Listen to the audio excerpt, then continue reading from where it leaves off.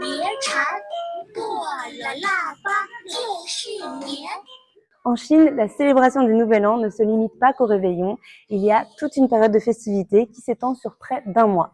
Et ça commence déjà avec la fête de Laba qui a lieu le 8e jour du 12e mois lunaire.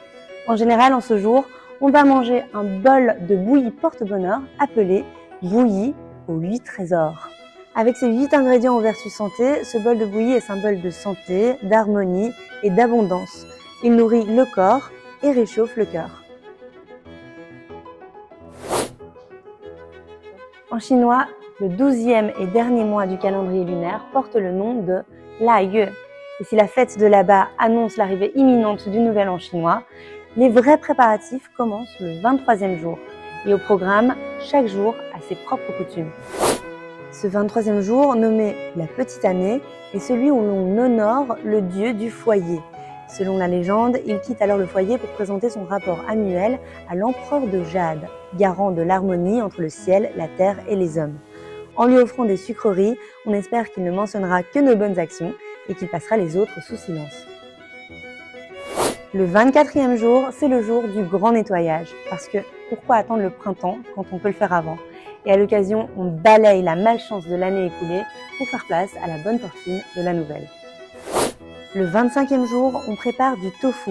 Le mot tofu résonne avec l'expression « recueillir le bonheur », un jeu de mots qui en fait un aliment de bon augure pour le Nouvel An. Le 26, la recette de la chance peut varier. Au nord de la Chine, on fait cuire des pains vapeur qui, en gonflant, symbolisent la fortune qui augmente. Et puis au menu, dans le sud de la Chine, on a des niangao, littéralement des gâteaux de l'an. Son nom peut aussi vouloir dire monter plus haut chaque année, alors on en mange pour une année de réussite. Le 27, c'est le jour où on se fait tout beau tout frais, on prend un bon bain et un rendez-vous chez coiffeur pour être au top avant notre grand rendez-vous avec la nouvelle année. Et symboliquement, c'est une manière de se débarrasser des fatigues de l'an passé pour accueillir l'avenir, le corps et l'esprit léger. Le 28, on s'improvise décorateur d'intérieur.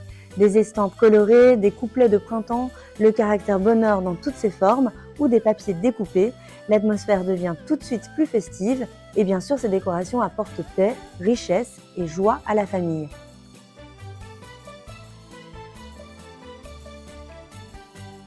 Mais attention, ça ne se fait pas n'importe comment, il y a un véritable code. Si par exemple j'ai des estampes avec de grands guerriers, je vais plutôt les mettre sur la porte d'entrée pour dissuader les esprits malveillants. Et à l'intérieur, je vais préférer des figures plus douces pour veiller à la sérénité du foyer. C'est tout un art de placer les bons gardiens aux bons endroits.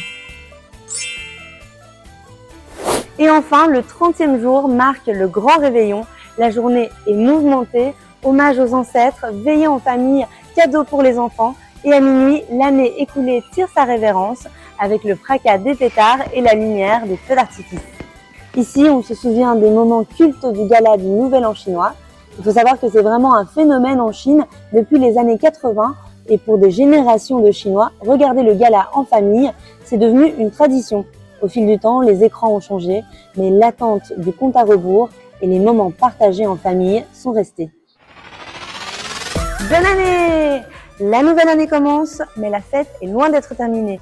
Les jours suivants vont être rythmés par les visites à la famille, les marchés traditionnels, les danses du lion et bien plus encore. Premier jour, première sortie. Malgré la douce fatigue de la veille, la tournée commence. Guonianhao aux grands-parents, Guonianhao aux oncles, aux tantes et à tous les voisins croisés en chemin. Le deuxième jour, c'est le jour traditionnel du retour chez maman, où l'on rend visite à la famille de l'épouse. Une visite empreinte de respect qui consolide les liens entre les deux familles. Le troisième jour du Nouvel An, c'est le jour du mariage des souris. Alors chut, on va se coucher tôt pour ne pas les déranger. En vérité, c'est surtout une journée de repos bien méritée pour les adultes. Née dans les campagnes, cette histoire était aussi une manière symbolique d'attirer les bonnes grâces des souris, pour qu'elles soient moins nuisibles pendant l'année à venir. Le 5e jour, on rouvre les boutiques pour accueillir en VIP le dieu de la richesse avec des offrandes. Une coutume pour ceux qui font vœu de prospérité, c'est-à-dire à peu près tout le monde.